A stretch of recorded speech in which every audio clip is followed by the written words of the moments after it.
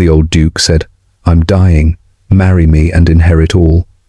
But his final confession left Juliet Ravensby speechless. Before we fall into this breathtaking Victorian romance, tell me in the comments where you're listening from. I love seeing our little reading circle grow across the world. And if you enjoy stories filled with heartbreak, power, and unexpected tenderness, be sure to subscribe. Alright, let's step into 1887 together. 3 men decided Juliet Ravensby's fate in the span of a single conversation. None of them asked for her thoughts. None asked whether she wanted to spend the rest of her life with a man 60 years older than her. She was 20 years old, stitching the same dress for the 3rd time that month, when she learned she was to marry Duke Reginald Ashbury.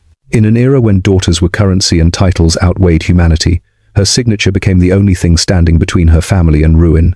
But what no one anticipated, not Juliet, not her mother Teresa, not even the Duke himself, was how this impossible arrangement would unfold.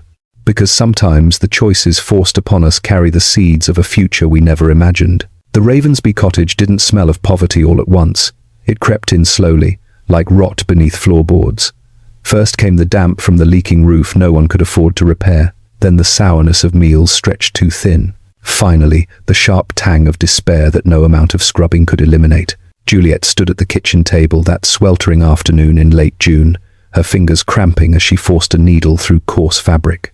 The dress she was mending, her only decent one, had torn again at the seam.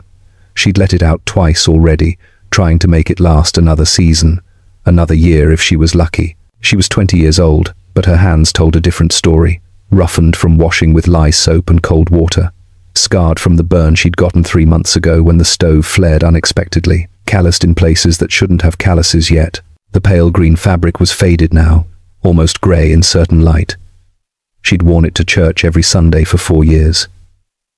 The other women noticed. She saw their glances, heard their whispers, but Juliet had learned to hold her head high, to walk as though she wore silk instead of threadbare cotton. At her feet, a pot simmered with what generously could be called soup, potato peels, half a turnip, bones from last week's chicken that had already given broth twice before.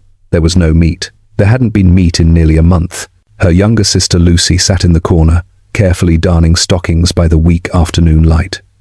She was 12, small for her age, with hair that would have been beautiful if they could afford to wash it properly. Peter, just 9, was supposed to be studying his letters. Instead, he stared out the window with that hollow look children get when they're hungry but trying not to complain.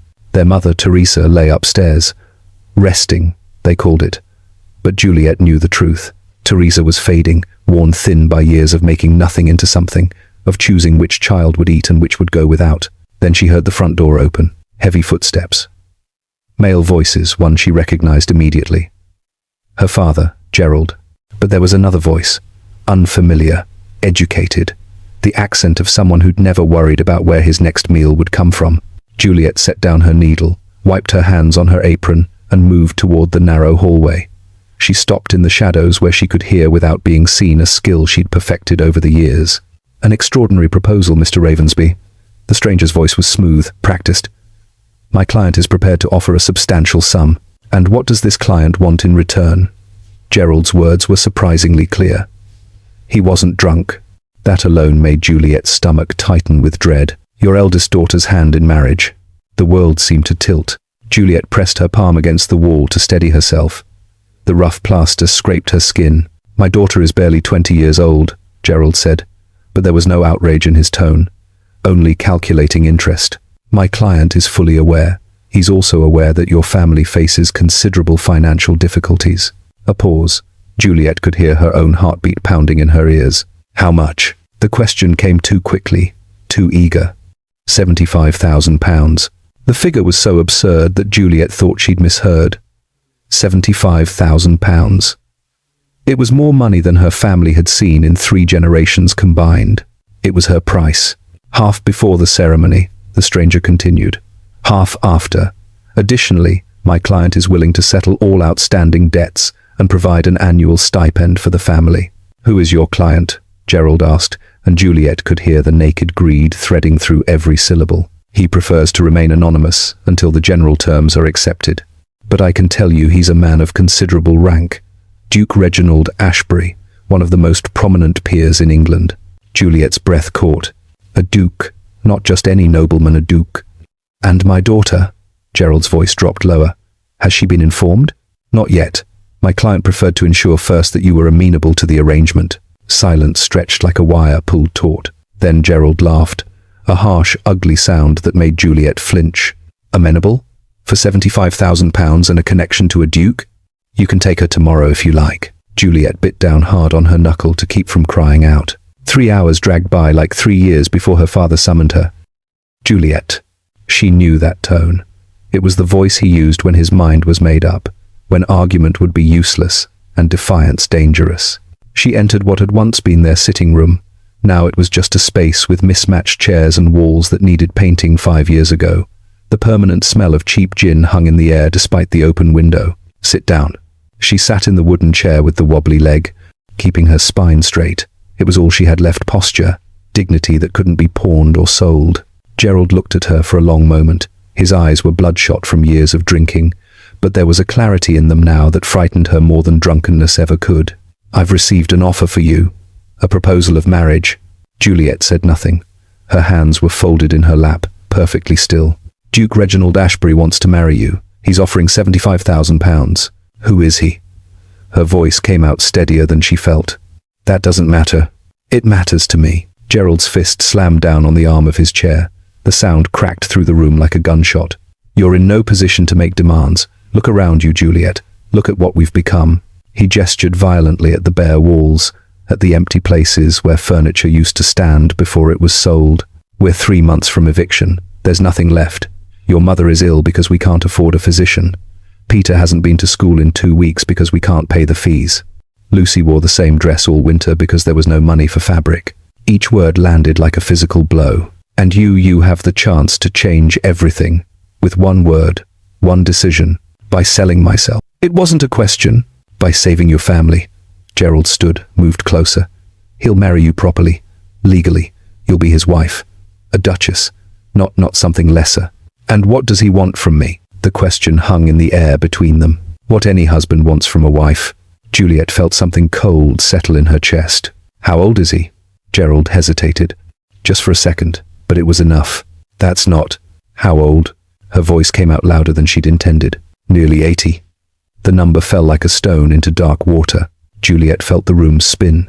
She gripped the arms of her chair, forcing herself to stay upright. No. The word was barely a whisper. I can't. The slap came so fast she had no time to prepare. Her head snapped to the side. Pain exploded across her cheek, sharp and hot. The metallic taste of blood filled her mouth. You will. Gerald grabbed her arm, his fingers digging in hard enough to bruise. You'll smile. You'll be grateful. And you'll marry Duke Reginald Ashbury. He pulled her close, his face inches from hers. Because if you don't, if you ruin this with your selfishness. He pointed toward the ceiling where footsteps creaked overhead. Your mother will pay. Your sister. Your brother. I'll turn them out. All of them. You wouldn't. But even as she said it, Juliet knew it was a lie. He would. He absolutely would. Try me. Gerald released her suddenly. She stumbled, caught herself against the chair. You have 48 hours to accept. After that, the offer expires, and this family drowns. And it will be your fault. He left, slamming the door so hard the window rattled in its frame. Juliet stood alone in the silent room. Slowly, she raised her hand to her cheek. The skin was hot, swelling already. Her legs wouldn't hold her anymore. She slid down the wall until she was sitting on the floor, knees pulled to her chest. And for the first time in years, she allowed herself to cry. Not loud sobs, just silent tears sliding down her face, stinging the injured skin, dripping onto her faded dress, and leaving dark spots on the worn fabric. Nearly 80 years old, she thought. A duke. And I'm 20. She stayed there on the floor as the sun set outside and shadows filled the room. She heard the sounds of the house around her. Teresa moving weakly upstairs, Lucy humming softly as she worked, Peter reading aloud to himself, practicing words he'd probably never get to use. Family sounds, sounds of people who depended on her. And slowly, very slowly, Juliet felt something harden inside her chest. It wasn't acceptance, it wasn't resignation, it was something colder, something that felt almost like iron. If I'm going to be sold, she thought, at least it will be at a price that saves the people I love. And after I'll find a way to survive this. She rose slowly, her body aching. She wiped her face with the back of her hand, straightened her dress as best she could. When she left the room, her face was carefully empty of emotion. Her steps were firm. Only the red mark on her cheek betrayed what had happened. The next 48 hours passed in a haze of terror and sleeplessness.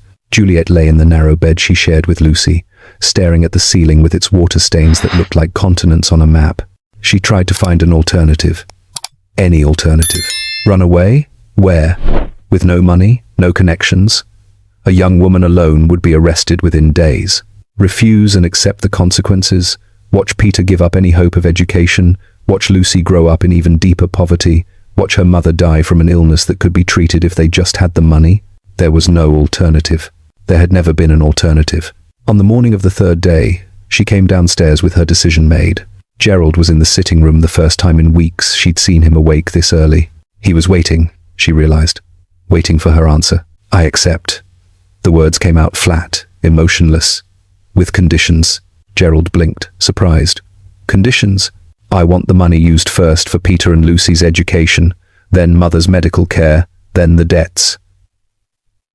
She looked at him steadily. If a single shilling is spent on gin, I'll tell the Duke exactly what kind of man you are. For a moment, she thought he might hit her again. But then Gerald smiled, a crooked, almost respectful smile. Very well. Agreed. And I want to see the contract before I sign anything. You can't read legal documents. Then I'll learn quickly. Gerald studied her for a long moment. You've changed, grown harder. It wasn't a compliment. It wasn't an apology, just an observation. When do I meet him? Juliet asked. This afternoon, 3 o'clock. The Swan and Harp Inn. I'm bringing Mother with me, the solicitor said. Either I bring Mother, or I don't go. Juliet crossed her arms. You decide. Tension crackled in the air between them. Then Gerald made a dismissive gesture. Do what you want. Just be there. The Swan and Harp was a respectable establishment in the better part of town, not luxurious, but decent. White tablecloths, polished brass fixtures, the kind of place where merchants did business and minor gentry took tea. Juliet arrived with her mother at exactly 3 o'clock. Both wore their best dresses, which weren't very good. Juliet's pale green, carefully mended, Teresa's faded brown, loose now on her thinning frame. But they kept their backs straight, their heads high. A thin man in his 50s stood when he saw them approach. Miss Ravensby? Mrs. Ravensby, he bowed slightly.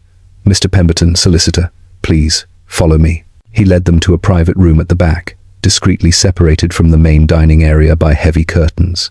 And there, sitting at a table with his back to them at first, was a man. When he turned and stood upon seeing them, Juliet had to force herself not to step back. He was very, very old. Hair completely white, thin on top, face deeply lined with age wrinkles around the eyes, grooves beside the mouth, skin thin as parchment, revealing blue veins at his temples. Tall still, but stooped. Shoulders that had once been broad, now slightly fallen. Hands spotted with age, trembling almost imperceptibly. But he wore clothing of obvious quality. Fabric that cost more than everything Juliet owned. Perfectly tailored coat, silk waistcoat, gold watch chain, walking stick of dark wood with a silver handle. Everything about him spoke of immense wealth and power. But it was his eyes that stopped her. Grey-blue, still sharp, still intelligent, looking at her with an attention that made Juliet feel completely exposed. Miss Ravensby. His voice was surprisingly strong for someone so old. Educated accent with the unmistakable authority of someone accustomed to being obeyed. Duke Reginald Ashbury, it's a pleasure to meet you. He extended his hand. Juliet looked at that hand, spotted, trembling slightly. The hand of one of the most powerful men in England, the hand that would soon have every legal right to touch her however it pleased. She forced herself to take it. The skin was dry, papery, but the grip was surprisingly firm. Your Grace, Mrs. Ravensby. He turned to her mother, bowed respectfully. Thank you for accompanying your daughter. Teresa nodded, unable to speak. Please sit. They settled into chairs. Pemberton ordered tea, an automatic gesture of civility in a situation that had nothing civilized about it. An uncomfortable silence settled over the table. Juliet forced herself to look at him directly, to study him as he was clearly studying her. It was difficult to pinpoint his exact age in that deeply lined face, He could be 75, he could be 85, but he was definitely a man in the final chapters of his life. "I imagine," Reginald finally said, "you have questions." "Many," Juliet replied, her voice firmer than she felt. "But I'll start with the most obvious one. Why? Why you?" "Yes." Reginald folded his hands on the table. "Because I need a wife, and you apparently need financial security, a practical arrangement." The brutal honesty was almost refreshing. "I'm dying, Miss Ravensby. The physicians have given me perhaps a year, 18 months if fortune smiles." He said it matter-of-factly, as if discussing the weather. "I need a wife before I go, and in exchange for a brief marriage, you'll receive security for life." The words hung in the air like smoke. "A year, maybe 18 months. I won't see another spring," he continued quietly. "Which is why I'm offering this. Marry me now. Become the Duchess of Ashbury, and when I die, which will be soon, you'll inherit a substantial portion of my estate. Independence, freedom." Juliet stared at him, trying to process. A dying duke, less than 2 years, inherit everything. "There are thousands of young women in England who need money," Juliet said carefully. "Why me specifically?" "Because my solicitor investigated your family's situation.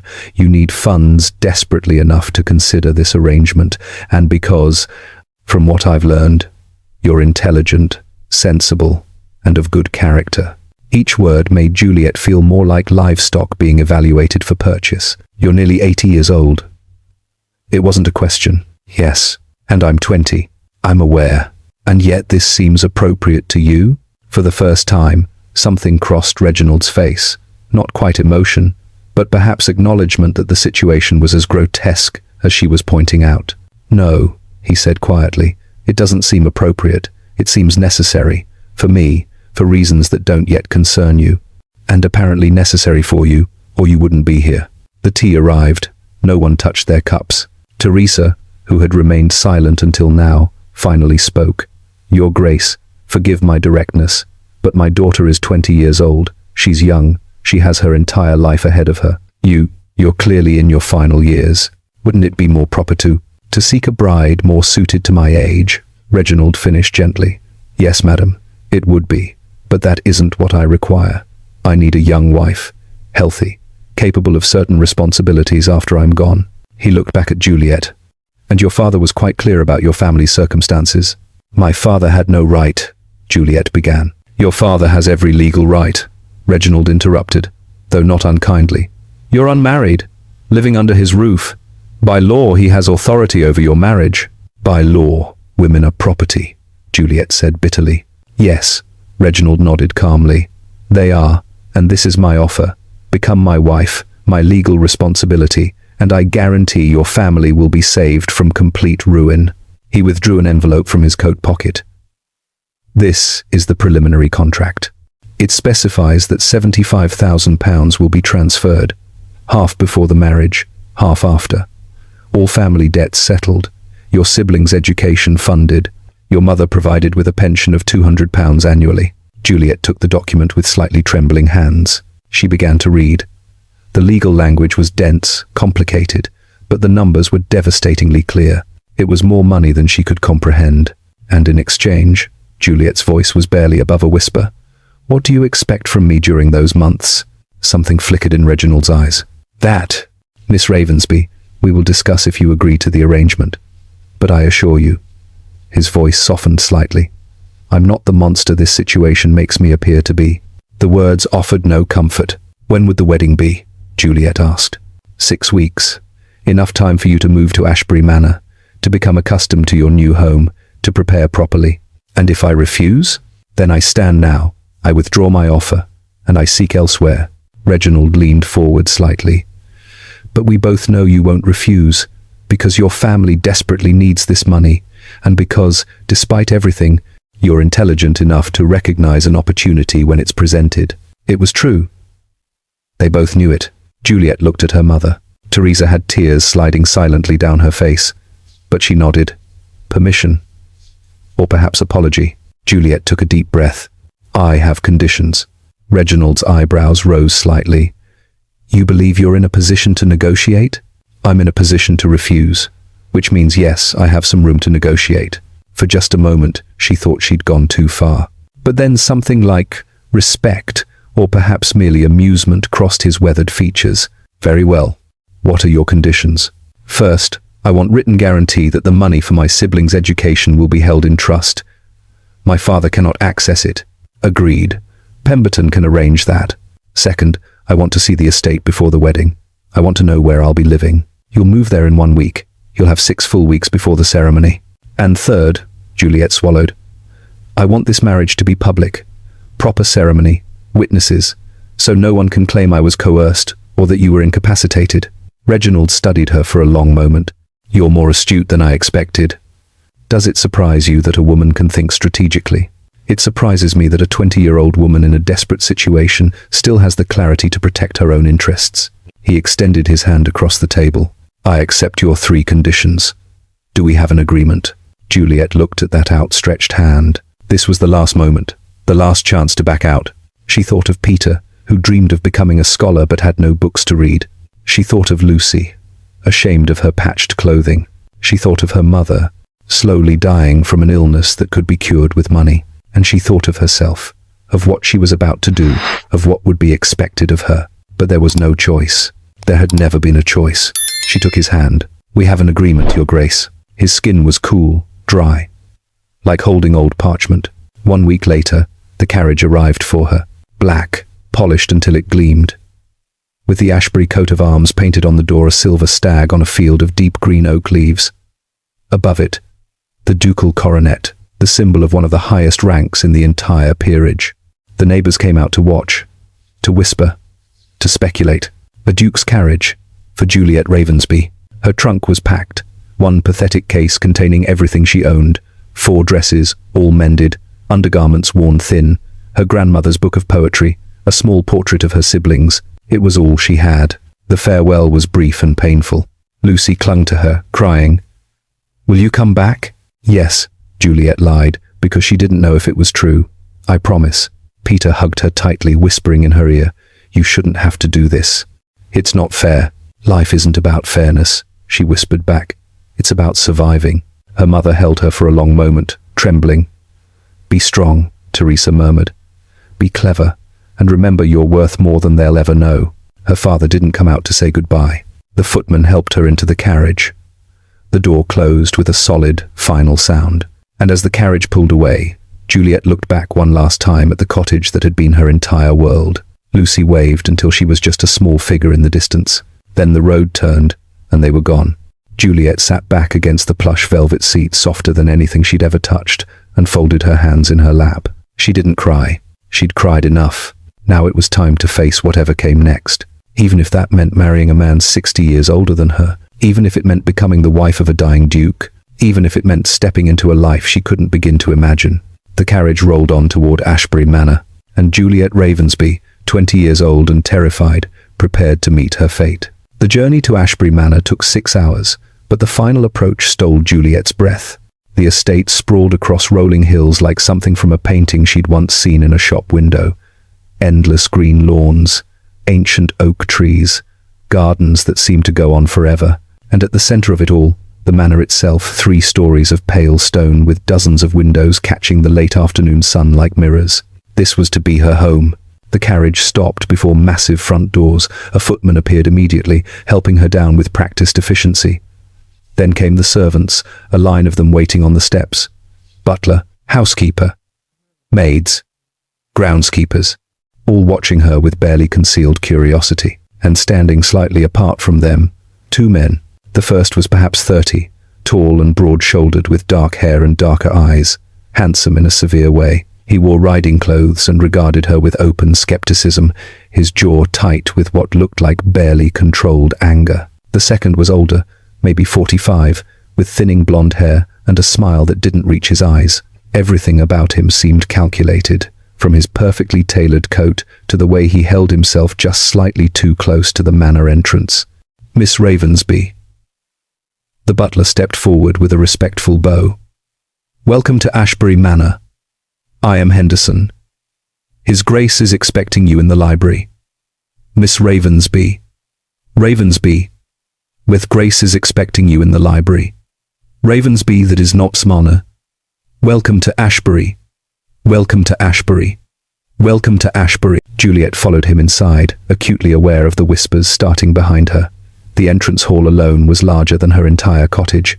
Marble floors, gilt-framed portraits, a chandelier that probably cost more than her father would earn in 10 lifetimes. The library was on the second floor, a room lined floor to ceiling with more books than Juliet had ever seen. And there, sitting in a leather chair by the window, was Duke Reginald Ashbury. He looked even more frail than he had at the inn. The journey from wherever he'd been must have exhausted him. But when he saw her, he stood with effort, leaning heavily on his walking stick. "Miss Ravensby, I trust the journey was comfortable." "Yes, Your Grace. Please sit." He gestured to the chair across from him. "We have much to discuss before the wedding." Juliet sat, folding her hands in her lap to hide their trembling. "First, I should introduce you to the household." Reginald settled back into his chair with visible relief. "The younger man you saw outside is Edward Briarfield, my heir. He will inherit the title when I die. The other is my cousin, Richard Falmouth. Both have lived here for several years." "They don't approve," Juliet said quietly. "No." Reginald's mouth twisted slightly. "They don't. Edward believes you're a fortune hunter. Richard believes you'll somehow cheat him of what he thinks he's owed. Neither understands the full situation, nor will they until after I'm gone." "And what is the full situation?" Reginald looked at her for a long moment. "That, my dear, is what I intend to explain over the coming weeks. For now, know this, you will be my wife in name and in law, but I will make no demands upon you that you don't wish to fulfill." Juliet felt something loosen in her chest. "I don't understand." "I'm dying, Miss Ravensby. I have neither the desire nor, frankly, the capacity for a conventional marriage. What I need from you is companionship, presence, and eventual stewardship of certain responsibilities." "Then why marry at all?"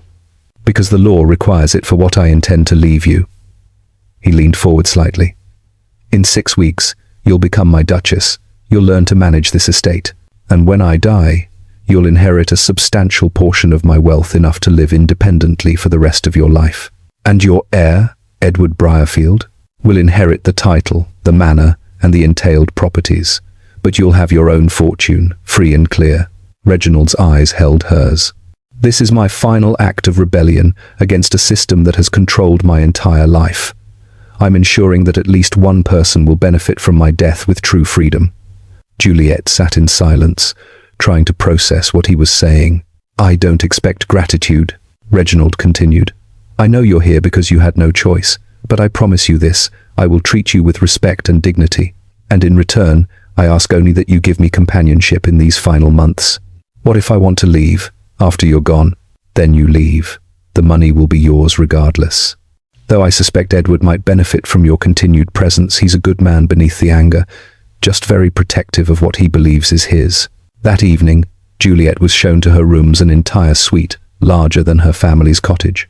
Bedroom, sitting room, private bathroom with actual running water. It was overwhelming. A maid appeared to help her dress for dinner.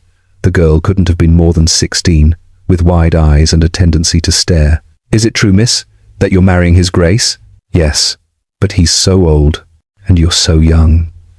The girl clapped her hand over her mouth. "Forgive me, miss. I shouldn't have said that." "It's all right." Juliet looked at herself in the mirror. The dress they'd provided was simple but well made. Dark blue with a high collar. She looked like a stranger. "What's your name?" "Annie, miss." "Well, Annie, you're right. He is old, and I am young, but sometimes life doesn't give us the choices we'd prefer." Dinner was a strained affair. Reginald sat at the head of the table, with Juliet to his right. Edward sat across from her, barely concealing his hostility.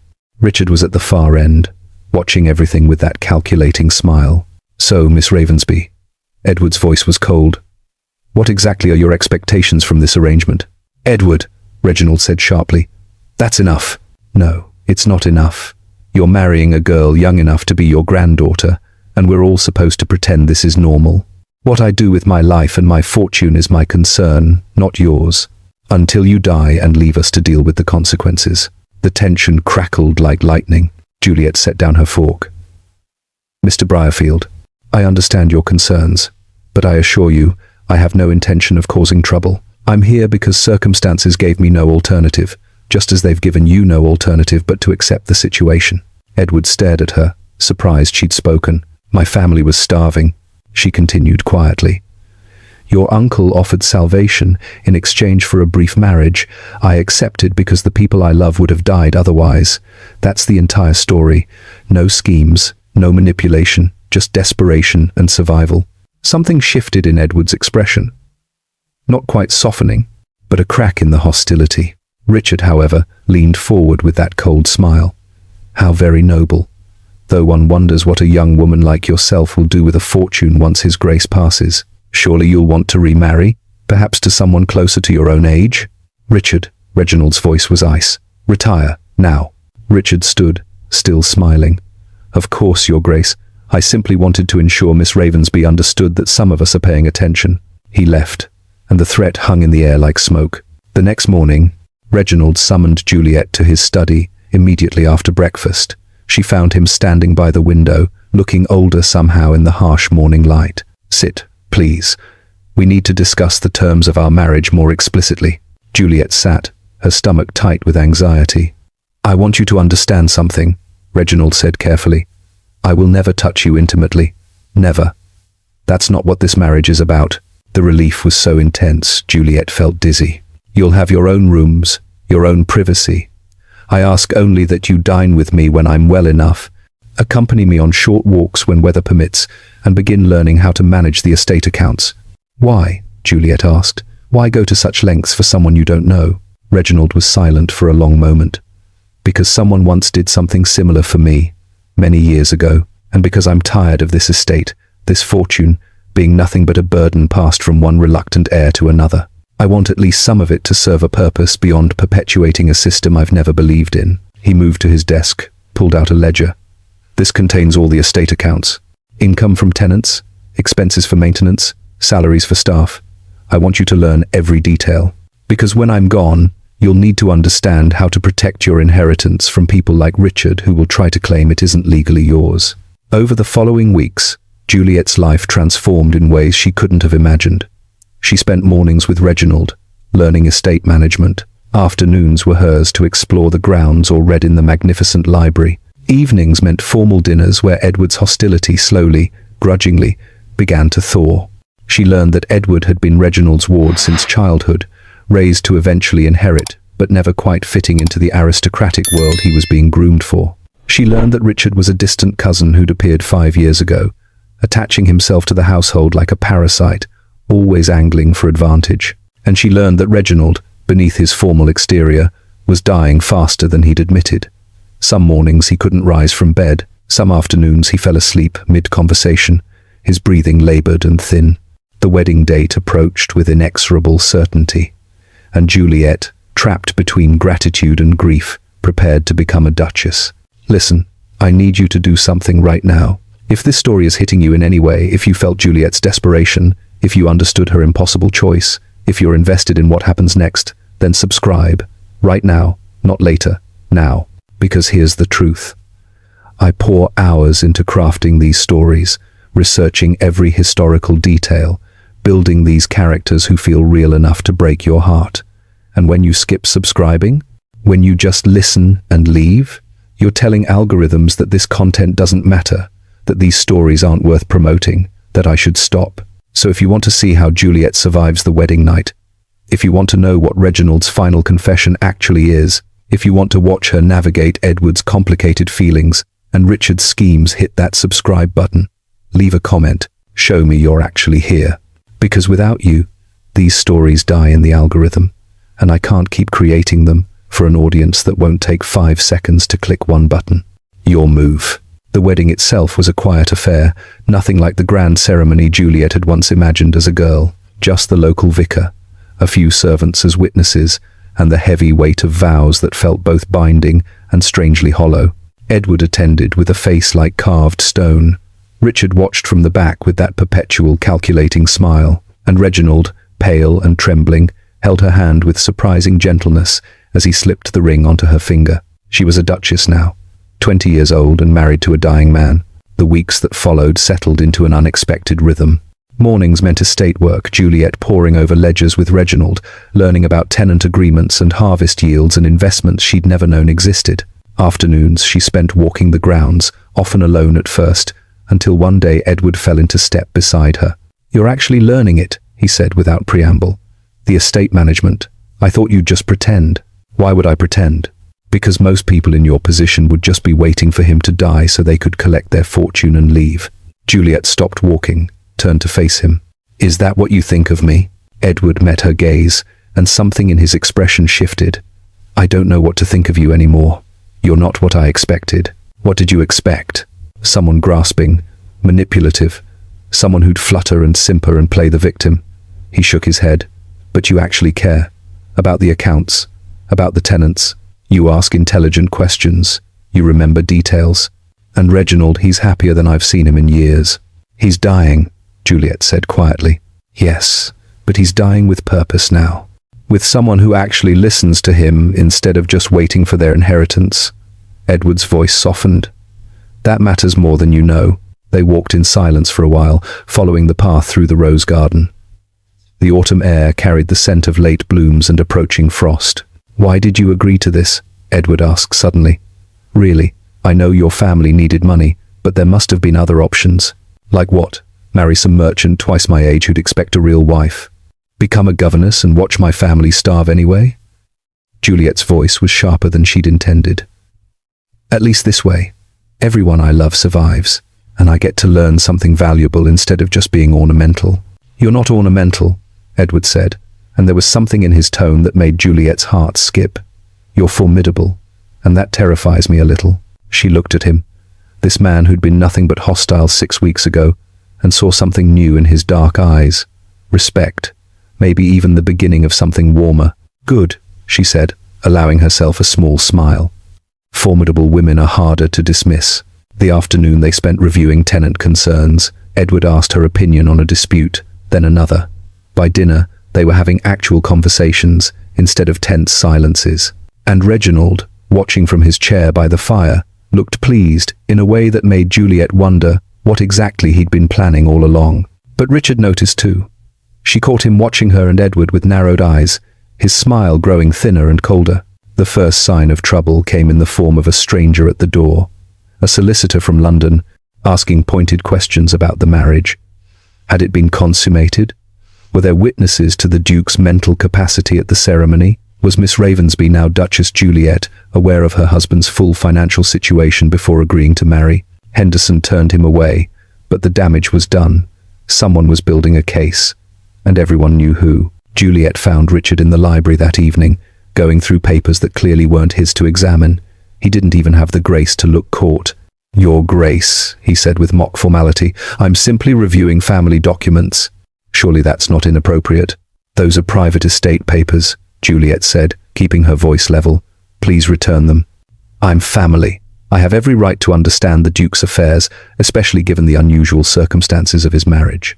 "The unusual circumstance being that he married someone he chose rather than someone you approved of." Richard's smile vanished. "You're a clever little thing, aren't you? 20 years old and already playing Duchess. But cleverness won't protect you when Reginald dies and the lawyers start asking questions." "Questions about what?" "About whether a marriage between an 80-year-old man and a desperate girl from a ruined family is truly legitimate. About whether he was of sound mind. About whether certain provisions in his will should be honored or contested." Juliet felt ice slide down her spine. "You're planning to challenge the will." "I'm planning to protect family interests," Richard corrected.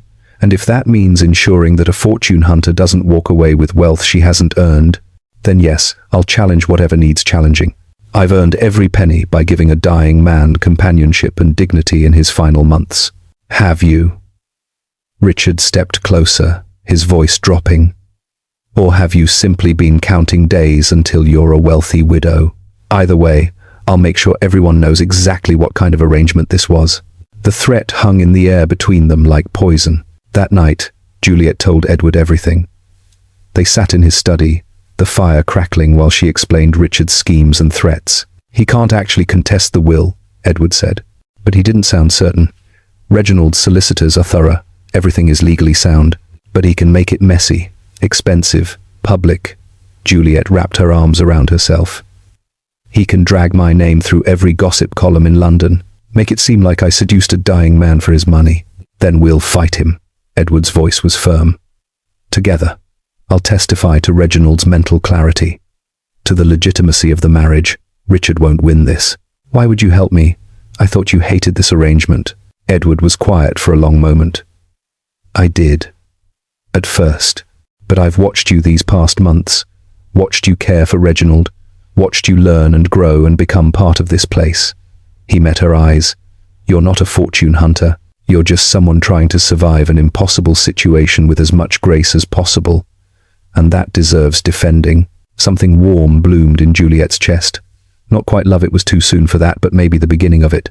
The next morning, Reginald didn't come down for breakfast.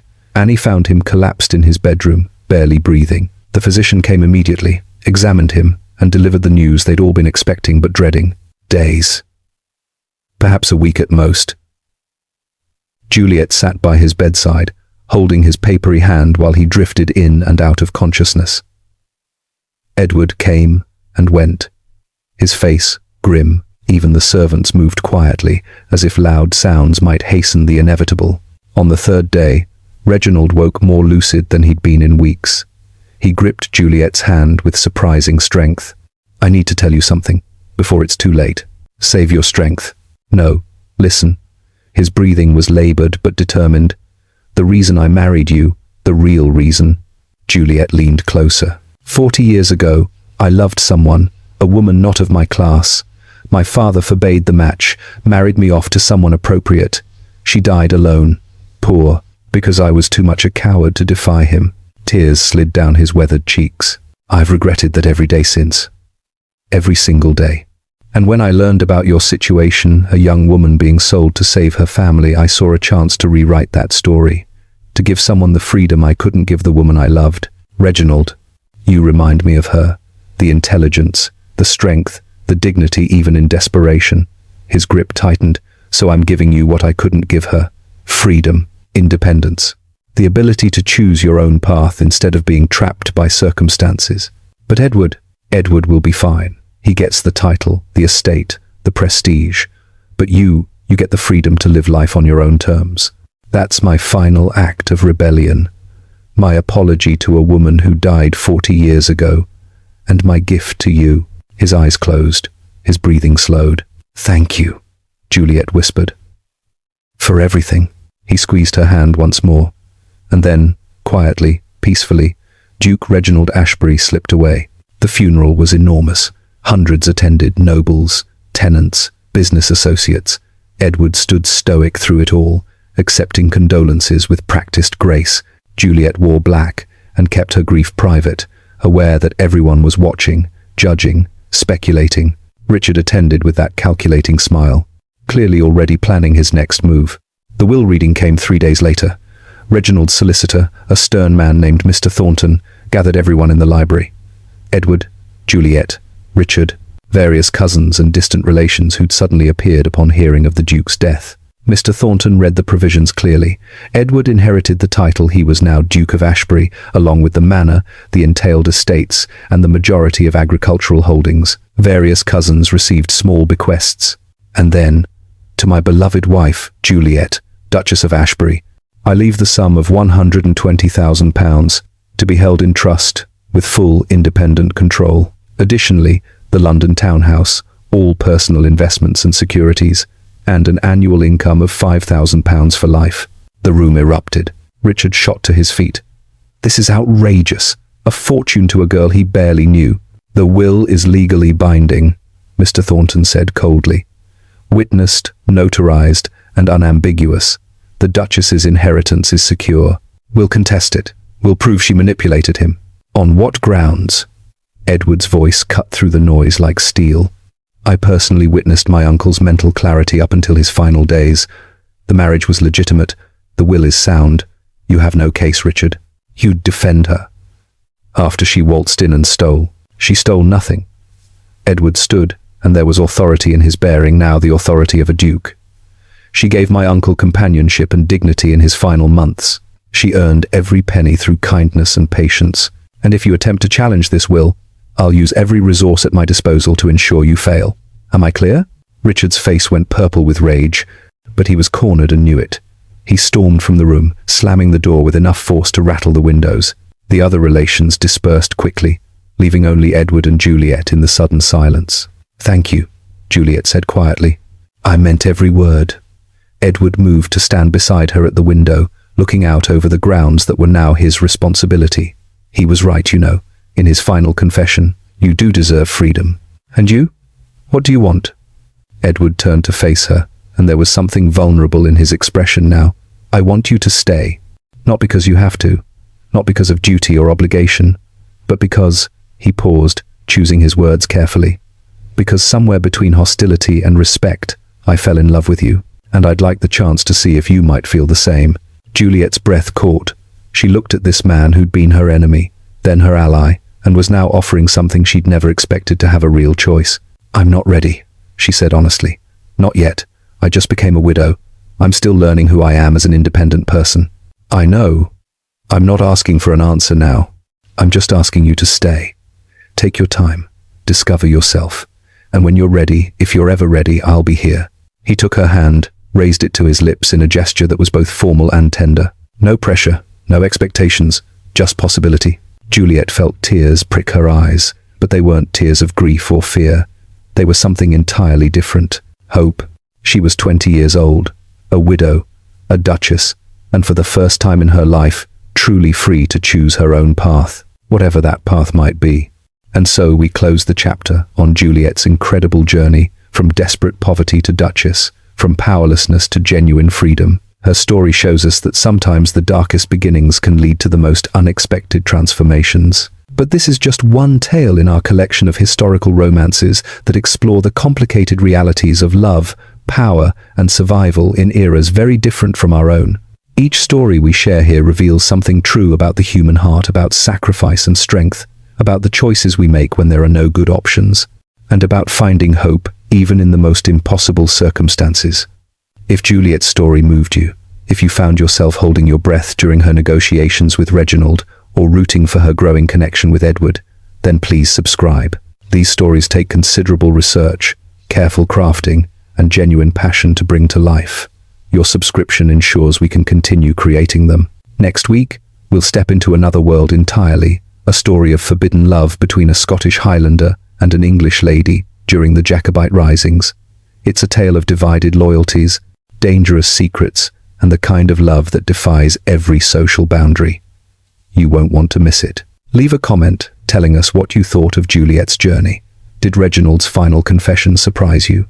Do you think she should give Edward a chance? What would you have done in her position? I read every comment and love hearing your thoughts. Thank you for spending this time with us, for investing in these characters, and for being part of our storytelling community.